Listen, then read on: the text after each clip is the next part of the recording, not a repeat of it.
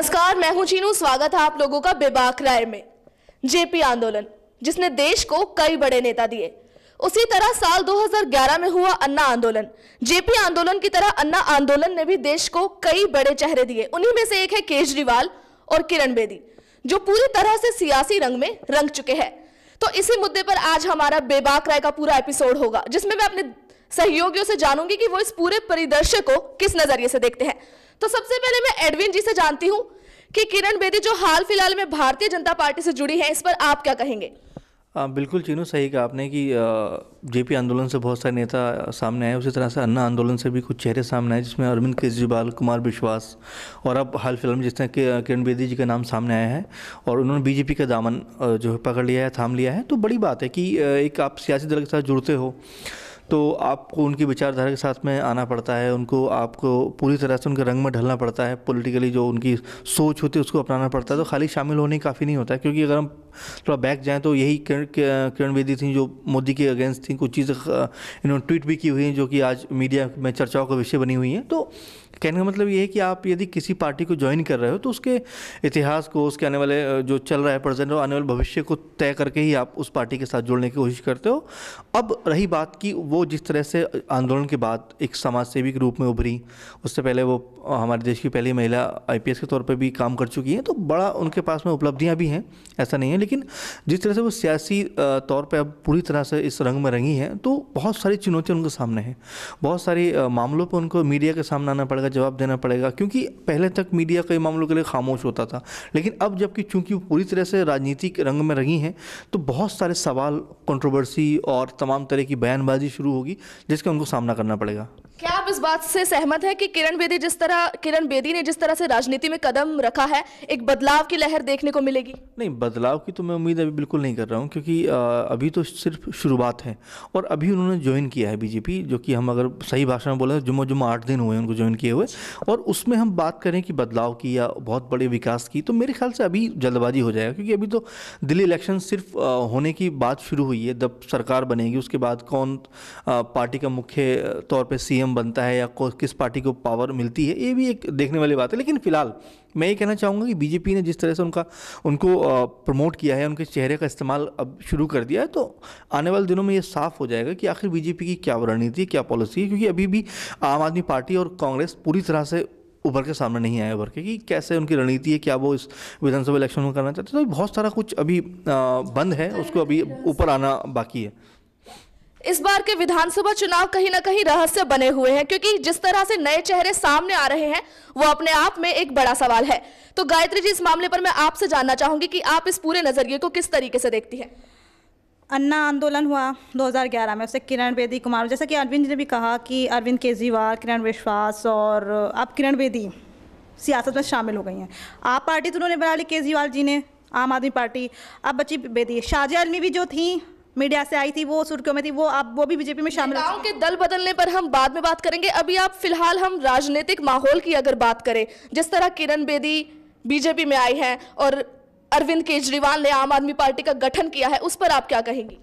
Kiran Bedi BJP में शामिल हुई हैं, अभी हाल फिलहाल ही शामिल हुई हैं वो, तो इस पर मैं कुछ ज़्यादा क्या कहूँ। मुझे ये पहली बात तो जब मैंने ये न्यूज़ सुनी कि वो शामिल हुई, तो एक तरह से वो शॉकिंग तो नहीं थी, क्योंकि पहले से कहीं ना कहीं सपोर्ट करती रही है बीजेपी को।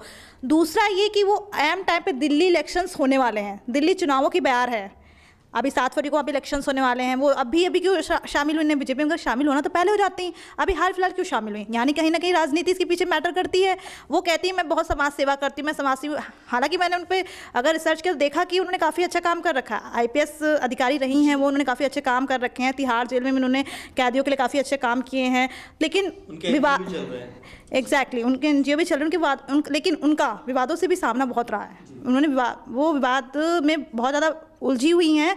जैसा कि अभी उन्होंने, करण थापड़ ने उन पर एक लेख लिखा था, मैं आपको याद दिलाना चाहूँगी। तो उन्होंने उनको अपने शो में बुलाने की कोशिश की, तो उन्होंने कहा कि मैं नहीं आऊँगी, उन्होंने मना कर दिया।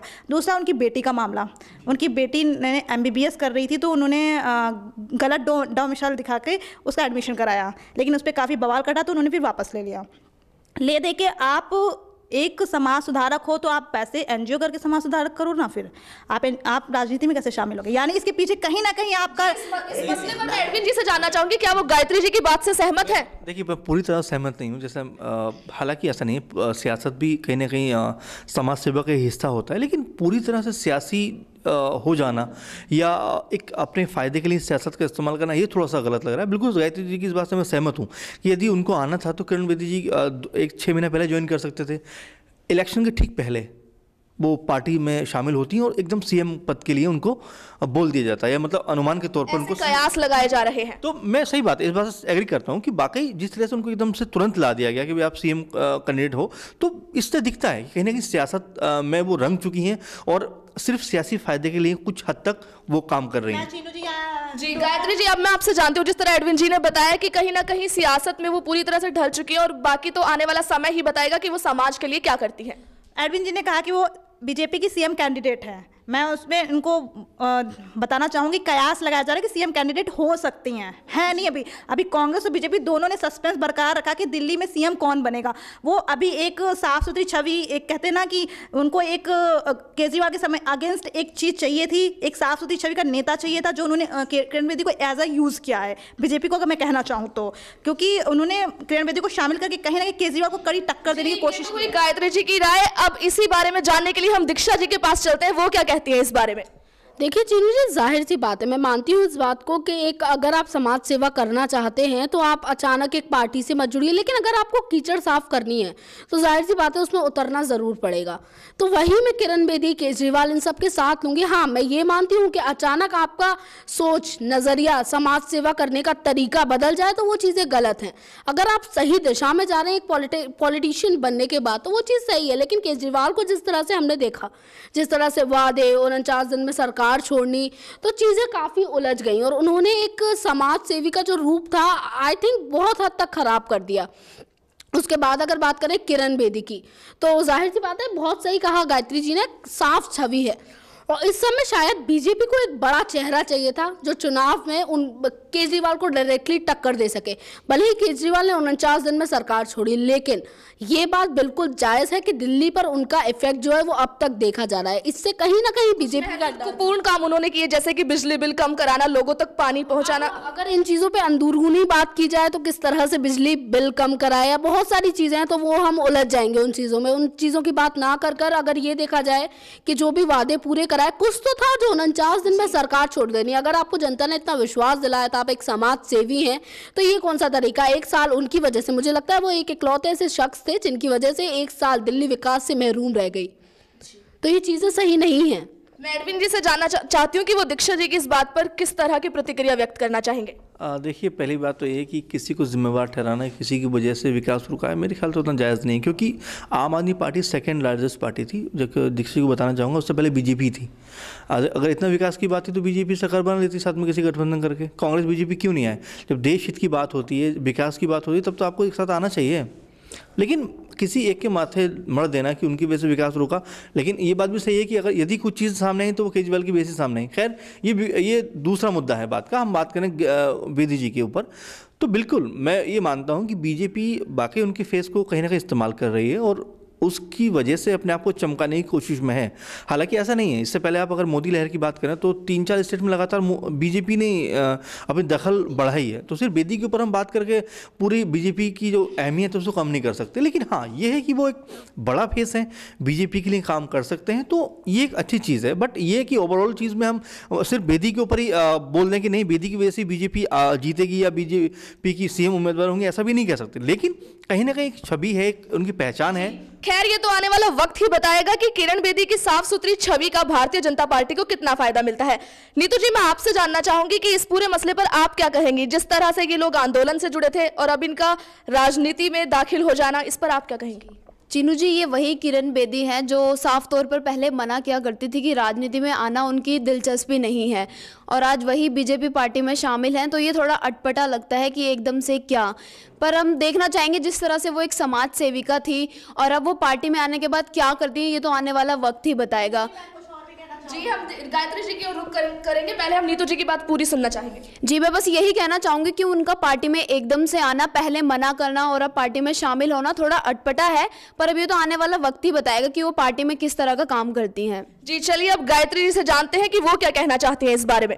जैसा कि अभी मैंने पहले भी बोला, अभी भी बोल रही हूँ कि इनकी साफ सुथरी छवि है, उसको यूज़ कर रही है बीजेपी। पहले ट्वीट करके अमूमन बहुत ट्वीट किए हैं किरण बेदी ने नरेंद्र मोदी के खिलाफ। उन्होंने ये बोला कि जो गुजरात दंगे हुए हैं उसके ऊपर जवाब देना होगा, कभी ना कभी उनको देश में जवाब देना होगा और वो बच नहीं सकते, उन्होंने ऐसा बोला ट्वीट करके।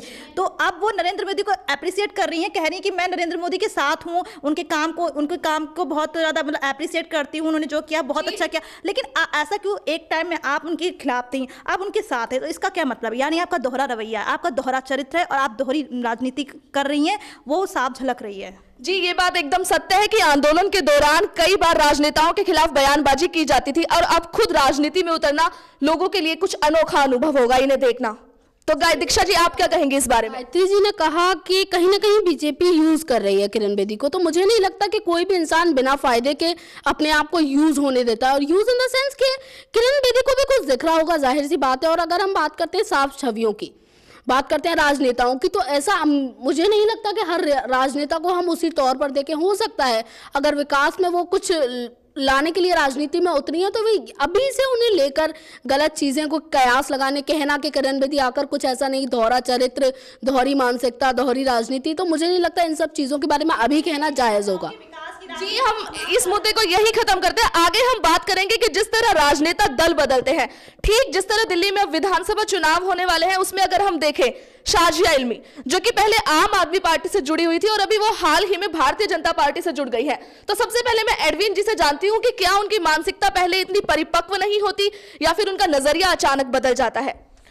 बड़ी अच्छा सवाल है आपका चीनू जी कि एकदम से जिससे नज़रिया चेंज होता है, परिवर्तन होता है, तो उसका क्या मायने है। बिल्कुल मैं आपकी बात से काफ़ी हद तक सहमत हूँ कि जिस नज़रिए की आप 3 महीने पहले तक बुराई करते हैं, उसके ख़िलाफ़ सारी बातें कहते हैं, उनको बार बार कटघरे में शामिल करते हैं, खड़ा करते हैं, और अचानक आपका मन परिवर्तन होता है और आप बीजेपी के या किसी भी पार्टी के, इंडिविजुअली मैं बीजेपी की बात नहीं करूँगा, आप उसके साथ हो जाते हैं, तो बिल्कुल बात बनती है। क्योंकि आप इलेक्शन के समय जिस तरह से दल बदल करते हैं, अपनी पार्टी को छोड़कर दूसरी पार्टियां अपनाते हैं, तो विचारधारा की बात है, सीधी बात है कि हम किसी न किसी विचारधारा से जुड़कर ही पार्टी के साथ आते हैं। और यदि हमें लगता है कि हम इस पार्टी के शायद साथ में अपना जो अंडरस्टैंडिंग है वो नहीं बैठा पा रहे हैं, तो हम पार्टी छोड़ देते हैं। लेकिन ये इलेक्शन के वक्त ही क्यों होता है?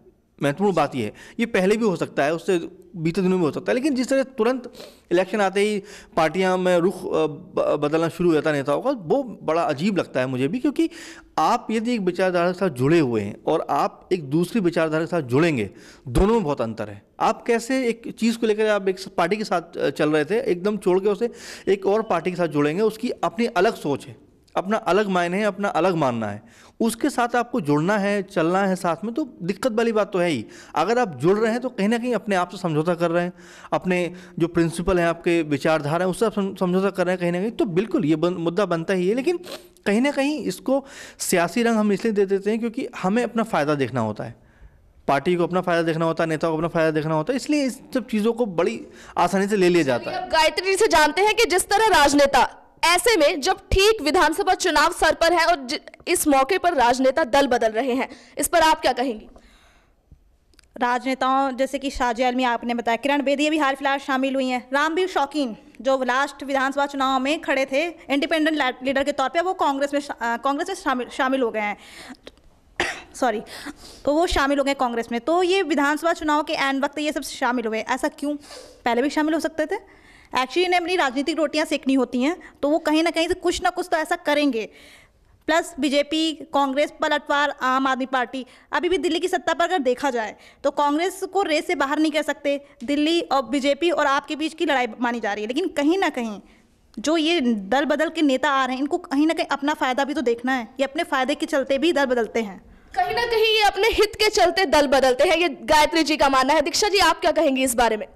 देखिए चीनू जी, शाजिया इल्मी जिनकी आपने बात की, तो ये बेहद ही, मैं तो वाकई में बहुत शॉक्ड हूँ, क्योंकि पहले एक एंकर, उसके बाद आप आम आदमी पार्टी में शामिल होती हैं, उसके बाद आप अब बीजेपी में अचानक शामिल हो जाती हैं आम आदमी पार्टी को छेड़ के, तो बेहद उनकी मानसिकता एक्चुअली समझ ही नहीं आ रही किसी को कि आखिर वो चाहती क्या है, वो उनको क्या सोच है, किस मानसिकता वो चलना चाहती हैं या क्या देख रही हैं वो आगे देश के साथ करने, क्या भविष्य सोच रही हैं, मुझे कुछ समझ में नहीं आ रहा। शाजिया या तो खुद कंफ्यूज है या फिर उन्हें पता ही नहीं है या फिर वो एक राजनेता के तौर पर अब खेल रही हैं।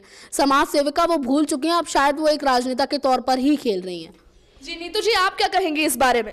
चिन्नू जी, मैं इसमें कहना चाहूँगी, जिस तरह से साजिया इल्मी आम आदमी पार्टी में आई, वो उनकी चयन थी कि वो किस पार्टी में आए, वो उनका चुनाव था। पर जिस तरह से वो बीजेपी में आई है, मुझे ऐसा लगता है कि राजनीति में बीजेपी का पलड़ा देखे तो भारी लग रहा है।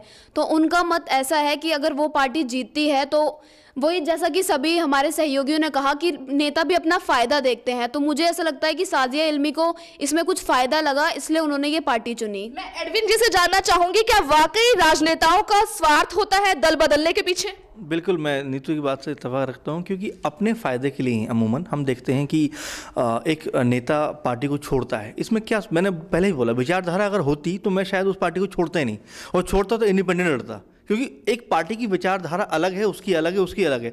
यदि मैं उसके साथ में जा रहा हूँ तो कहीं ना कहीं अपनी विचारधारा से समझौता कर रहा हूँ। तो सही बात है, मैं उनकी बात से सहमत हूँ कि हम सिर्फ अपने स्वार्थ के लिए पार्टी को जोड़ते हैं, और ये अमूमन देखने को मिलता है। सिर्फ शाजिया इल्मी का नाम लेकर हम बात नहीं करेंगे, अमूमन नेताओं के साथ आप देखिए जो पार्टी से छोड़ के दल बदलते हैं, उसमें अपना स्वार्थ उनका जरूर होता है, ये तो हम सबको मानना ही पड़ेगा। कहीं ना कहीं अपने स्वार्थ के चलते राजनेता दल बदलते हैं, ये मेरे सहयोगियों का मानना है।